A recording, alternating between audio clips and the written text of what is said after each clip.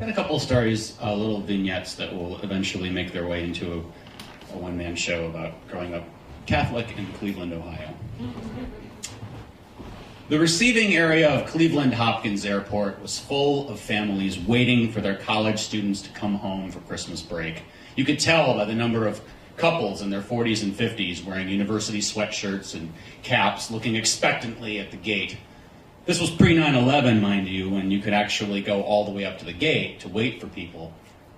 And my mother and I were waiting for my sister to get off the plane. I was in grad school, home early, and she was just in the middle of her freshman year. The previous Thanksgiving was a rough one in our house. My sister started off the melee by announcing that she would not be eating the Thanksgiving turkey, as she no longer ate meat, followed by the announcement that she would no longer be participating in the saying of grace, since she did not believe in God. My mother took both of these things very personally. Keep in mind, this was the mid-90s, and so vegetarianism was still pretty crazy behavior in our working-class suburb of Cleveland. She took them very personally. She said, "I don't know what we did to make you hate God." "I don't hate God, Mom. I don't even believe he exists." "Oh, that's really smart. What are you going to do, eat beans for dinner? It's Thanksgiving. You have to eat meat." My father cut all of this off by saying, "I don't want to hear any more from either one of you. If she wants to starve herself and end up in hell, that's her business. I just want to eat in peace." I generally kept my spiritual crises of faith to myself. My parents were pretty hardcore Catholics. My father went to church every morning. Not just every Sunday, every morning. They were pretty hardcore, and so it just never seemed worth it during those brief times when I was at home with them to rock that particular boat. But when my sister got off the plane and came through the gate, now with her hair dyed jet black with a white streak going through it and a nose ring, I could hear the noise coming out of my mother that I knew we were in trouble. Things were going relatively well as we were walking down the hallway, the airport hallway, toward where the cars waited, and we suddenly heard a voice. "Mrs. Patricia Gladish, how are you?" The hairs on the back of my neck stood up. We turned to the direction of that voice and saw, yes, indeed, it was Monsignor Cholik, the pastor of our church, Saints Peter and Paul.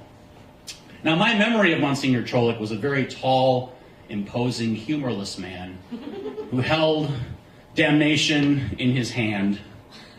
We would go to church and he would quiz us relentlessly about our Bible faith and he would humiliate us if we got it wrong. My most vivid memory of Monsignor Cholik is one of my classmates asking if he could be excused from Mass because he had a tummy ache, to which he pointed to the cross behind him and said, "Do you see Jesus up there? Nails through his hands and feet? He never complained. A tummy ache." Now I see him, and he's a frail old man. And I'm wondering what he's doing there. Is he waiting for someone to get off the plane too? Until I noticed the plaque on the airport chapel. Monsignor Casimir Cholik, airport chaplain.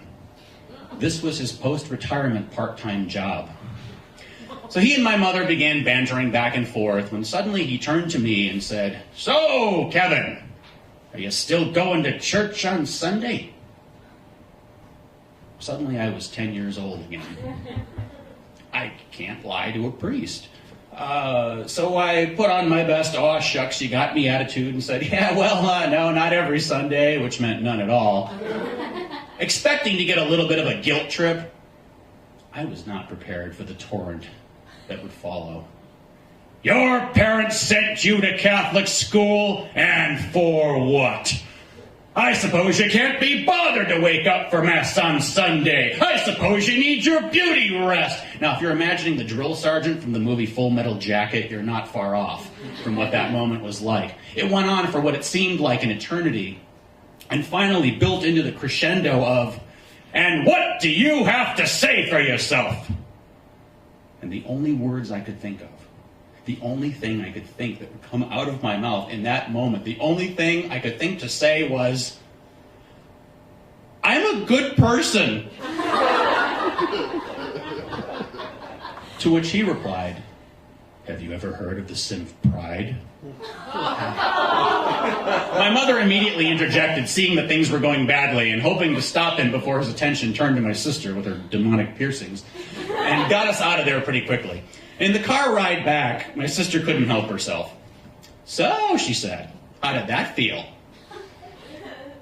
My mother tried to stop it again, saying, well, you know, he means well, and I couldn't take it anymore. Means well? Means well? Did you see what he did to me in there? You reduced me to a 10-year-old child. And my sister chimed in. Yeah, that's what the church is all about. It's all about power and control of the masses. And I'm a freshman, and I just took poli-sci for the first time. Blah, blah, blah. And on and on and on. And we're back and forth and getting all worked up. And finally, my mother burst into tears.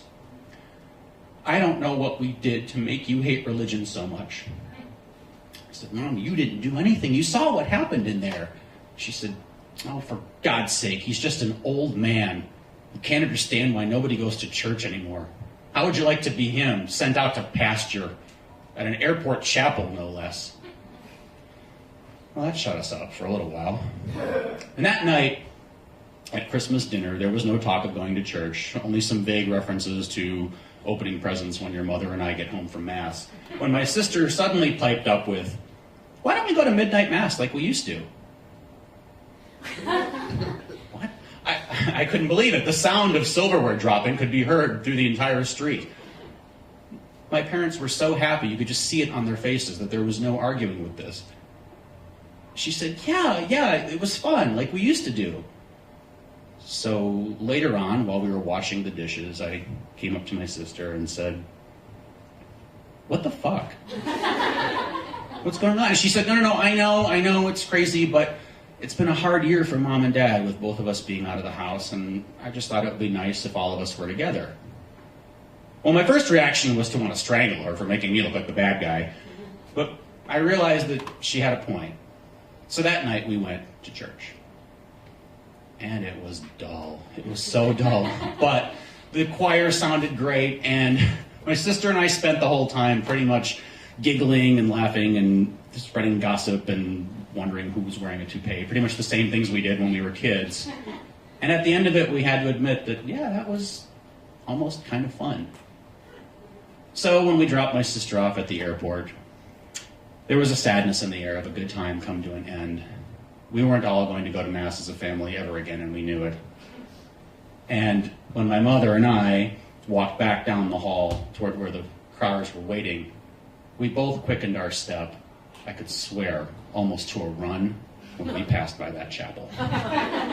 Thank you. Okay, this one's shorter. Part 2, or prologue. Put your desks into testing positions.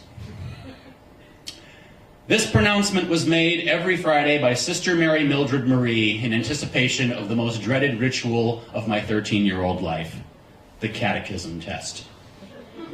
Now, I was brought up to be a pretty good Catholic in a small working-class suburb of Cleveland, Ohio, in a very conservative parish of Saints Peter and Paul. And when I say conservative, they didn't quite smack us over the knuckles with a ruler like you hear about, but you could tell they really wanted to. Like they pined for those days when social services wouldn't get involved when kids came home with bloody fingers. But they got to us in other ways. Catechism, for those of you who don't know, is a series of questions and answers that are designed to take any ambiguity out of your faith whatsoever. It goes something like, why did God make me? God make me to shine his everlasting happiness upon me and to live in everlasting joy with him in heaven, something like that. Obviously, I didn't do very well.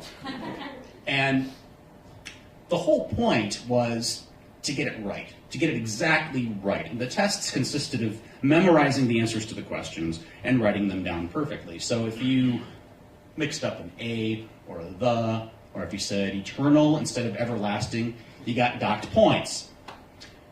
As a 13-year-old kid, I knew there was something fundamentally wrong with this, but I just wasn't mature enough to articulate what it was. But it made me angry. I was also a perfectionistic kid. All my 45s were alphabetized. And so this test also stressed me out a lot. And so every Friday, put your desks into testing positions. What this meant was that the classroom was transformed into neat little rows, from neat little rows into a smattering of haphazard desks, the whole purpose of which was to keep other people from cheating off of you. But since everybody else was also putting their desks into testing positions, the whole thing seemed kind of absurd. My testing position was in a little alcove next to a large metal cabinet, just big enough for my desk to fit. I remember Sister Mary Mildred Marie saying, "Everyone, look at Kevin. He found the best testing position of them all." What Sister Mary Mildred Marie didn't know was that not only could no one cheat off of me, but it was really easy to put the book on the floor next to me, half hidden under my desk, and copy them word for word. I can't describe to you the exhilaration I felt the first time that I cheated on a catechism test. I look back on the whole thing too, and considering how frightened I was of authority as a child, that took some moxie. I can't believe I even did it.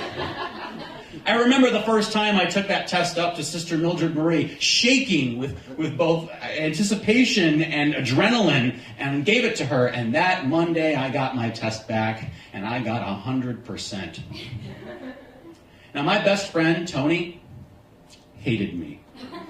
He was one of those kids that really believed in hard work and studying and getting good grades. And the fact that I was beating him week after week after week, even on the weeks when I would get one wrong just to deflect some suspicion from me, burned him up. But we were good friends, so he couldn't tell on me.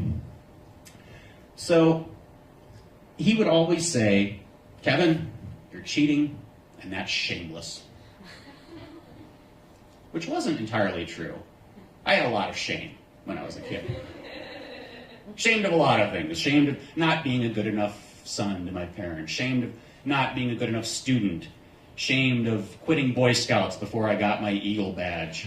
Ashamed of not being good enough in sports. Of being overweight. Of the thoughts I had in my head of Nikki Cipolla, who sat next to me and wore her plaid dress like a miniskirt. Shame that I even thought that a fat kid like myself would have a chance with Nikki Cipolla. But that year, I won the Religious Excellence Award. Based in large part on my stellar performance on the catechism tests. I received the award in church, under a giant crucifix, in front of the entire congregation. The priest put the award around my neck and said, "Congratulations, Kevin." And I looked him in the eye and I said, "Thank you." And I walked down that aisle all the way back to my seat. Now, Tony and I are still best friends, and he brings it up to me to this day. And he says, "Don't you think you're going to hell for that?" And there's a part of me that actually, that Catholic part of me that's still there, that still believes that, maybe I will. Maybe when I die, that, when they pull out the ledger and all the good things I did and all the bad things I did and cheating on the